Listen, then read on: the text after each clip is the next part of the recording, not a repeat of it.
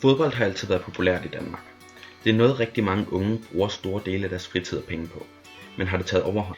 Vi har snakket med nogle unge fra Svendborg Gymnasium for at finde ud af, hvor meget tid de bruger på det. Hvor meget tid bruger du på fodbold? I hverdagen, der bliver der ikke spillet så mange kampe, som der gør i weekenderne, så det er mest i weekenden, hvor jeg bruger tid på det. Der bliver jeg brugt 5-6 timer på en lørdag og nogenlunde det samme på en søndag. Så rigtig meget med tid i weekenden går på fodbold. Hvor meget tid bruger du på fodbold? Mig og venner, vi skulle meget ind og se fodboldkamp, vil jeg sige. Altså, vi var inde og se Brøndby, Liverpool, da Dan Anker, han skulle stoppe, og det er sgu meget hyggeligt at være derinde. Altså stemningen, det er det, jeg kommer for. Fadbams og lidt hygge med vennerne, det er sgu fint.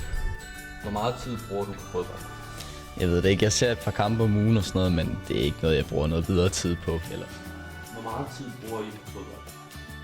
Ja, nok mere end Dame har lyst til. Det er mange gange, at jeg har mange i hvert fald aflyst en middag eller en biografitur, fordi at man skal ind og se en kamp med drengene der. Men man må forstå, at det er en livsstil, og det er ikke noget, jeg vil holde op med. Det skal universet ikke stoppe mig i, fordi at sidde på stadion der med en kold øl i hånden, og drengene vil sidde der, så bare, der er ikke noget, der er bedre. Ja, det gør også lidt ud over skolegangen, når man er fodboldfan, så det kan være, at man lige kommer til at poppe ind på Facebook og lige læse nogle rygter om, hvem der skal købes til Chelsea. Eller vise en aflevering, fordi man skal se Chelsea til Arsenal en gang imellem. Ja, så det tager en stor del af ens liv. Ja. Online-spil og kiosker, der ser stort på forbud, har gjort mange unge vælgere at oddse på fodbold, og det til trods for lovgivningen pålyder, at man skal være fyldt 18. Hvilket resulterede i en større opmærksomhed fra forældre og politikere. Derfor valgte vi at spørge de studerende, hvor mange penge de bruger. Ja, og hvor mange penge har du cirka oddset for? Der skal man jo være 18, men jeg har brugt et par tusind, tror jeg. Et par tusind, ja. Hvor mange penge har du cirka brugt på oddset? Ja, her forleden der tabte jeg et par tusind på det, så det ved jeg ikke, hvad jeg har brugt på det. En 10.000, tror jeg. Men jeg tror, jeg er i overskud. Hvor mange penge har I brugt på fodboldbilletter og odds? Ja, det er mange penge efterhånden. Altså, vi har jo været inde at se adskillige kamp, som Danmark har spillet, og oddset har også tabt et par tusser, vil jeg sige. Men det er i hvert fald mindst 500 kroner om måneden, der går til forskellige fodboldting. Ja, det er lige sidst nok.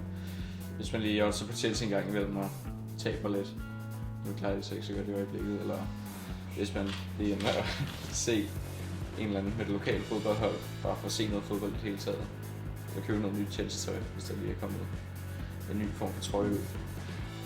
Ja, så der er mange penge, det ender med at gå ud. Som resultat af de mange muligheder for at oddse uanset alder, har Center for Ludomani fået flere sager omkring unge, der har spillet flere tusind kroner væk, og af den grund ønsker hjælp. Vi fik derfor Mads til at fortælle os sin historie. Jeg startede på Center for Ludomani for 1,5 år siden nu.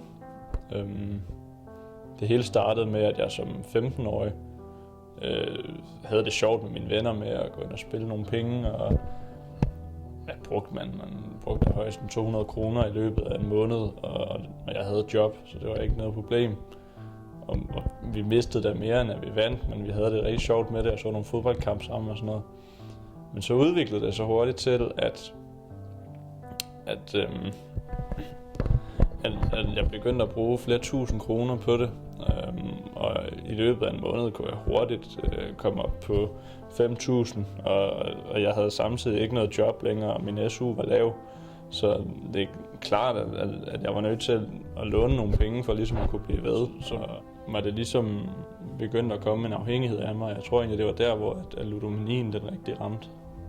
En af mine venner foreslog mig så at snakke med en psykiater eller noget om det, og det synes jeg var helt fjollet, fordi at det gik mig jo fint, og ja, jeg skyldte der måske nogle penge væk, og jeg var da også begyndt at låne af mine venner, nogle penge, jeg slet ikke kunne betale tilbage.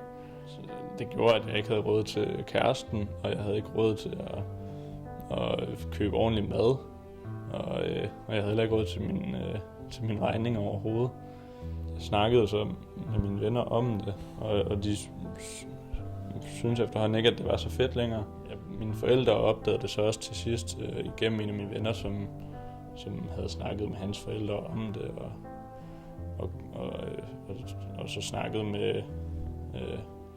og så havde mine forældre så snakket med en ekspert omkring det. De havde prøvet lige at kontakte en og spørge, hvad man skulle gøre som pårørende. Og der fik jeg så en opringning af inden fra Center for Ludomani, og jeg tog så ind til en samtale. Jeg synes stadig, det var helt fjollet, men jeg gav det en chance, og det er jeg sådan set rigtig glad for den dag i dag, fordi at jeg indså jo først derinde, at det var rigtig slemt, og jeg havde mistet rigtig mange ting, og havde egentlig ikke haft det godt. Så det havde både været hårdt sådan fysisk og psykisk på mig, og for min bankkonto.